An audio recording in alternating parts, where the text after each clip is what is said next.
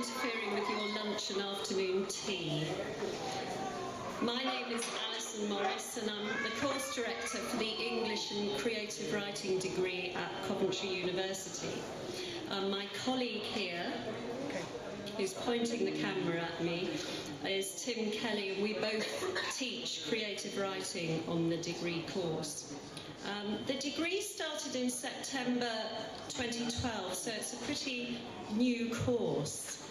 We've been teaching creative writing for quite a long time at Coventry University, but it's been part of the English degree, and now we have a degree in our own right, which is rather lovely. And the students today are from our very first cohort. Woo! Yes. Because we have this wonderful resource on our doorstep, I wanted to create a project for these students just to start them off with their studies.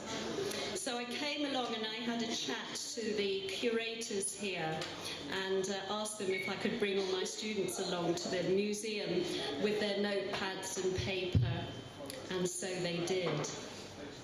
We didn't know quite what was going to become of this, but we ended up with quite a few poems, and these poems were crafted with the help of Tim Kelly, and then we produced them to the and presented them to the museum, and they were very impressed with them, so they presented them on plaques up with the exhibits that the students had written about.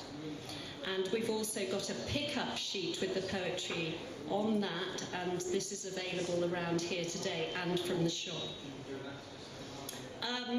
So, the students are going to read their poems. They're quite short poems, and they put a lot of meaning into these poems, and of course looking at art from different perspectives is something that Tim Kelly and I are very interested in. We think it's a very exciting project, and there's a few nerves flying around at the moment, so we hope you'll be kind and clap wildly. So I think we'll start. We're just going to read the poetry for about 20 or 30 minutes or so, and then a few of the students will be interviewed by Jay Bradley, who's one of our English journalism students, along with Tim Kelly. So we hope you enjoy the poetry. Okay. I didn't write cue laughter on the form here, did I? Okay, words for the first poem were inspired by an old typewriter, which is on display in the History Gallery. And this poem is called The Typewriter, and this is written by Sophie Raphael, and this is going to be read today by Sophie. Sophie.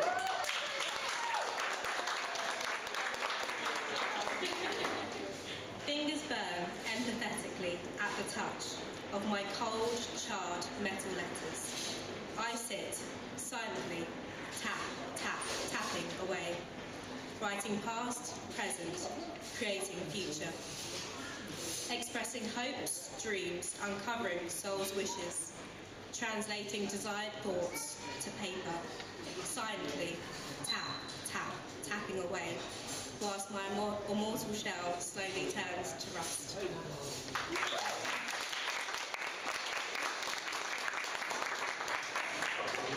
Well done, Sophie. On the first floor in the sculpture gallery is a creature hanging by chains. I don't know whether you've seen that yet, but you need to go up and have a look at this. It is called Malefactor, and it was produced by Peter Hyans in 1942. And the poem is called Malefactor, and it was written by Rafe Boylan, and today it's going to be read by Matt Barton.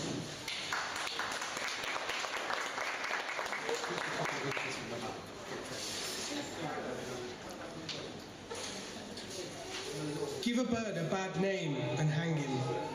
Anybody looks guilty when crucified. The farmer doesn't want a wife. He wanted to save his crops from the likes of you. Nature is a war where solid armor protects, yet yours weighed you down, elicited unnatural death. Steel clanks in the wind as you swing, while others chase clouds overhead. Accusation shackles your wings. Crow, culprit, warning to others. You're a pest to the farmer like kids are a pest to their mothers. A brutal solution, a permanent abortion.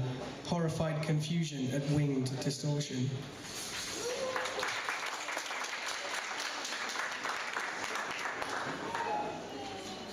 Thank you, Matt.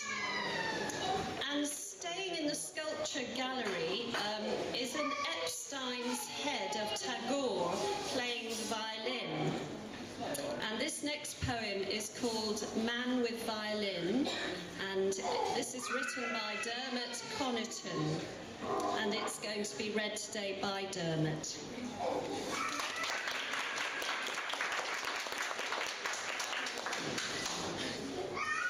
Alone and therefore blessed, both are married, soul and soul.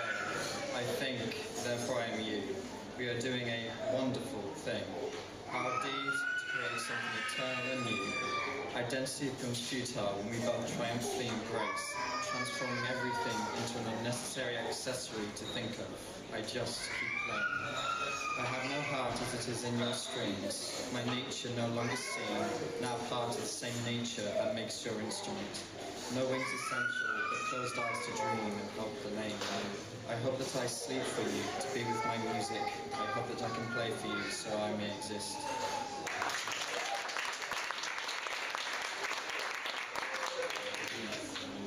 Thank you, Dermot. I haven't seen my students looking so smart.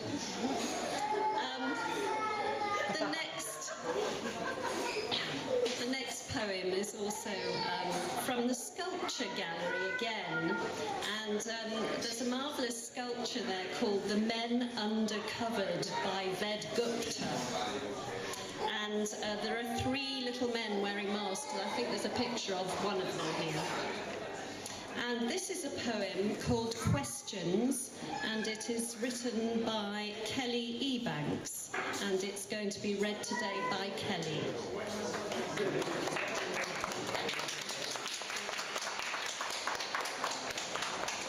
Hi guys. Miniature men, red faces, grim smiles. Sorry. Slow down. Is that better? Thanks, stop.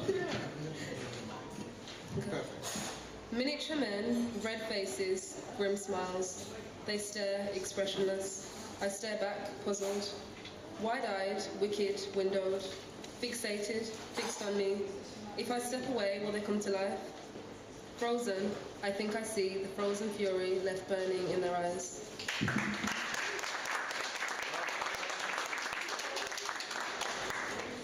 Well done, Kelly.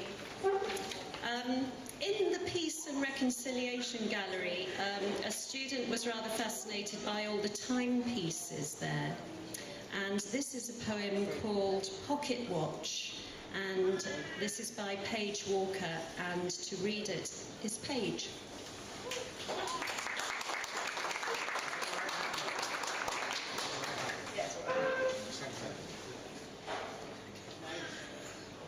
In his blood-stained pocket, his camaraderie did find, amongst glory charred remains, a ticking piece of time.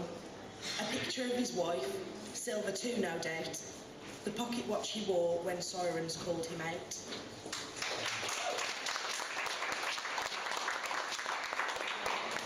Thank you, Paige. Also in the Peace and Reconciliation Gallery are depictions of the Blitz, and which have been represented in words by one of our students called Gabby Jones.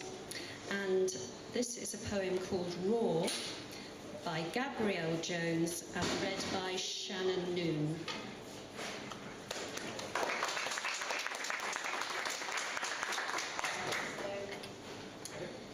The rawness of the sky around you would turn breath into that of dragons. The towering castle's shingle structure, mishappen and jagged, make the shadows quiver. A skin of dust paints the malicious playground of stone men. a defeated, defaced, stripped wreck of a form. Once a fortress of tyranny, now no crowning roof to defend from even the autumn discharge. Winged creatures nest in abandoned crevices, no care for the dead that inhabit its frame.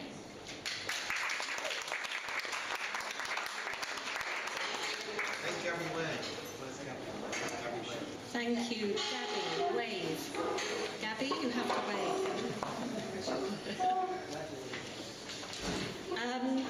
Now we're returning to the sculpture gallery, and we can see a young boy busy chipping stone. And this is Michelangelo as a boy, and it was produced by Emilio Zocchi in 1870. And the poem is called Michelangelo as a Boy, and it was written by Rafe Boylan. And today it's going to be read by Guyton van Leeuwen.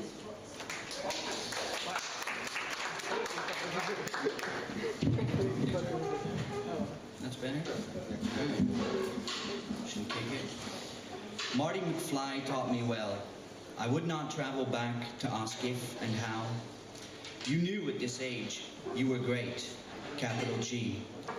Carving out your future, are you focused or unhappy?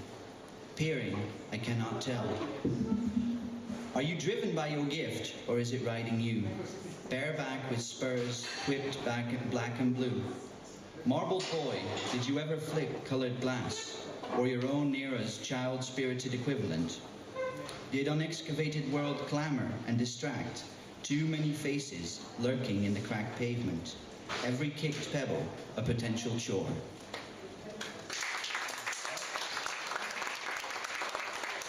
Thank you. The next piece was written in a room called What's in Store, which is a small room at the back of the gallery. It's on the ground floor, and it's full of objects and paintings, and some are hidden away in drawers. This poem is called Room with Objects, and it was written by Harriet Holmes, and today it's going to be read by Lauren Sheraton.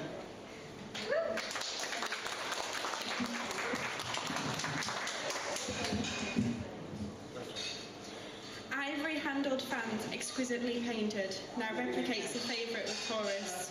Ornate watches belonging to a fine man's pocket, but now swatched, the brand worn on a used wrist. And battered toy cars with wobbly wheels and chip red paint, now remote control monster trucks, are the Christmas gift wish. Thank you, Lauren. In the old master's room, or mind you, it used to be in the old master's room, it seems to have disappeared because I was trying to find out where the painting came from. But it's a beautiful painting of a young girl looking over her shoulder. And inspired by this painting was Paige Walker. And it is called Portrait of a Young Girl Looking Over Her Shoulder. And this is going to be read by Paige.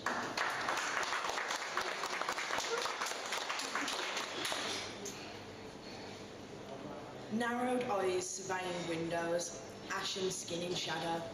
In thought unspoken, stare unbroken. Thought she of lush green meadows, of comfort made real, blood pulses quickens. Her youth a petal peeled. Not now but soon her eyes do tell of a life she longs to steal.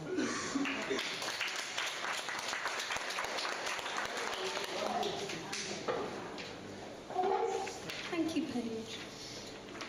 In the World War II, there's a World War II gallery. No, it's a Art Since the 1900 gallery. Apologies for that. There's a World War II painting by Fred Ullman, and this inspired Sophie Rosen to write about the slate mines.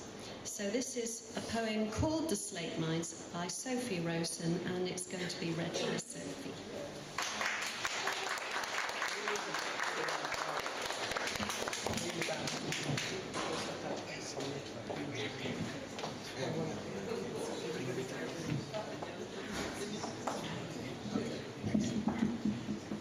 You're not not alone, don't even try to leave your home under this blood-red sky.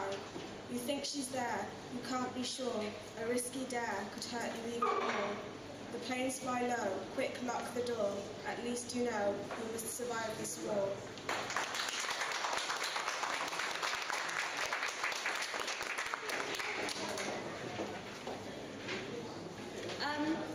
We're back in the sculpture gallery now, and there is a lovely sculpture called The Girl at the Bus Stop, and it was produced by Greaves, and it's a bronze figure. The poem is called The Girl at the Bus Stop by Emily Stanestreet, and today is going to be read by Lauren Sheraton. Please wave everything. Yes, there she is.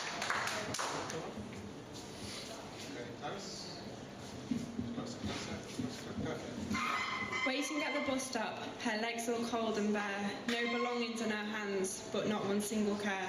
She leans against the gate, her body full of grace. She has nothing planned in the place where she stands, seeming all content when confusion hits her face. Nobody will understand why she stands in one place. Never does she talk to anyone who waits, only just stand by that one single gate.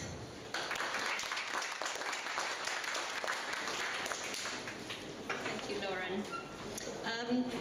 There's a colourful painting coming up next. A colourful painting in the room called What's in Store, which captured the imagination of Lauren Sheraton. And this one is called Swirls and Rainbows, and it is by Lauren Sheraton, but today it's going to be read by Shannon.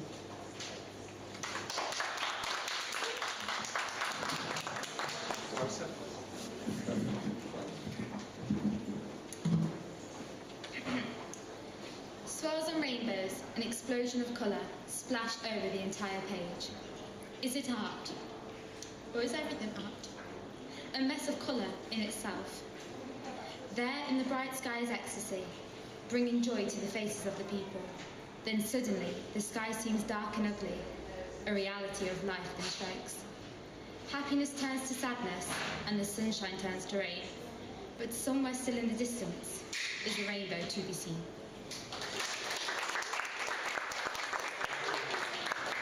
Thank you, Shannon.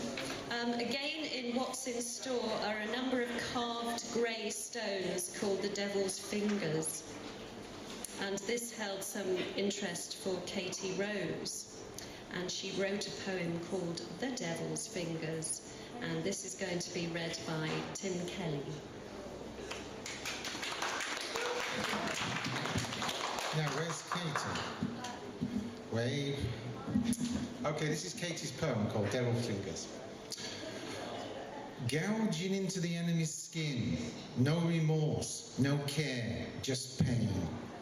Deeper they claws, evil pours in, with no life left to remain. Torn and ripped from the flesh itself, sharp razors withdrawn at last. The devil arises to see his work, and aside the body is cast.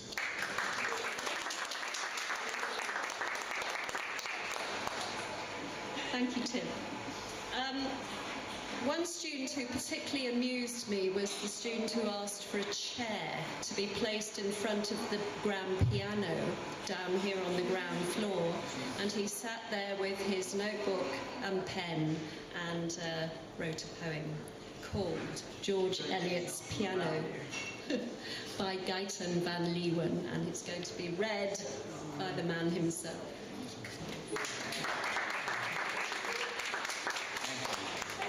Sitting at a grand piano, at a loss for words, when tones are what you write with, all you have are chords, fingers fluttering over faded keys, silently thanking the sons of John. A soft tinkling instead of the harsh click made by me and descendants of Remington. As music has been kept from me, I'll strike a different key. Maybe making paper sing is all I'll ever need. Perhaps there is a middle march, just do both, I know some can. Writing notes and words alike, just like dear Marianne.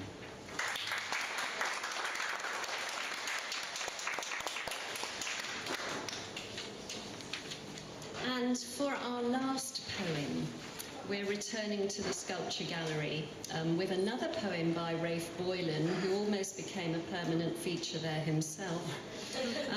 This poem is called Old Ladies on a Park Bench, and it was produced in 1959 by Jack Greaves, and today it's going to be read by Matt Barton.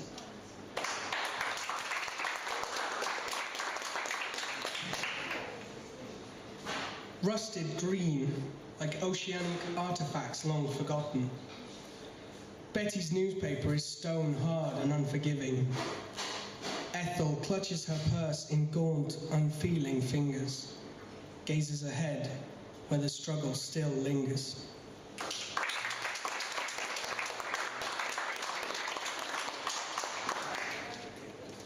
Right, thank you very much.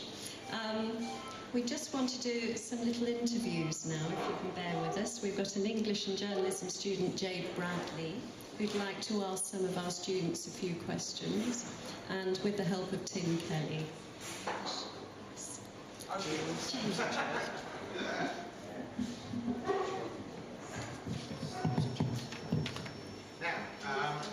the best way to do this is Jack. What made you choose this artwork for your poem?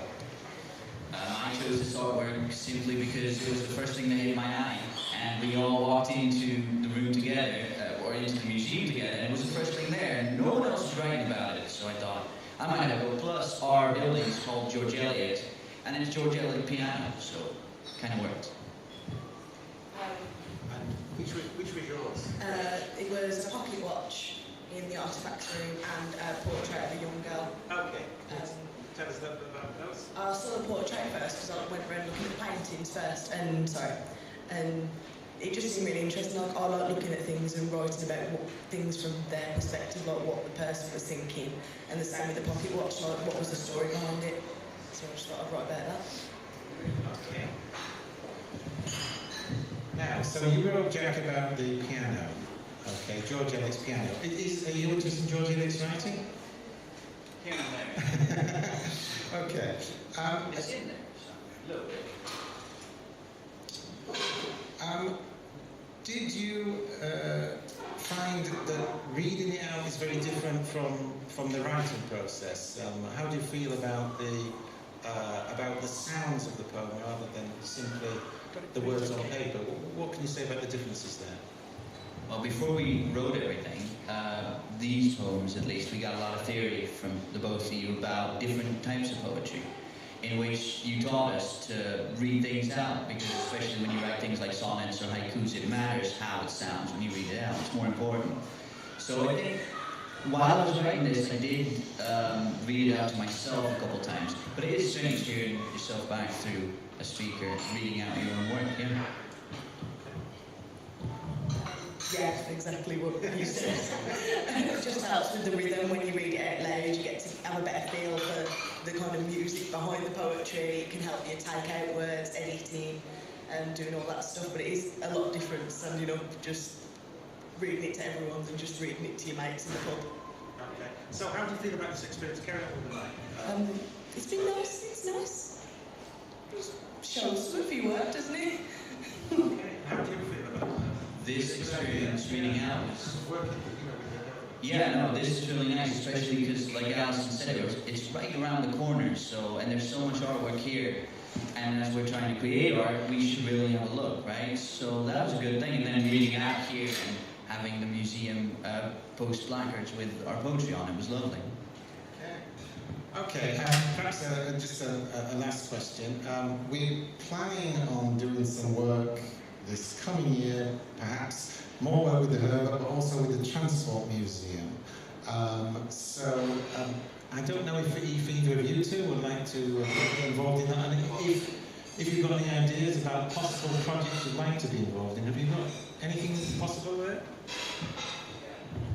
Well, you already mentioned the Transport Museum to us, and I really like how the museum's structured in a sort of timeline. That would be a real good thing to write about, to get different groups of pupils in different sort of age groups, not just age-wise, but age-wise, and try and get them to write about that. That might work, and I've already been trying, but it's not that easy.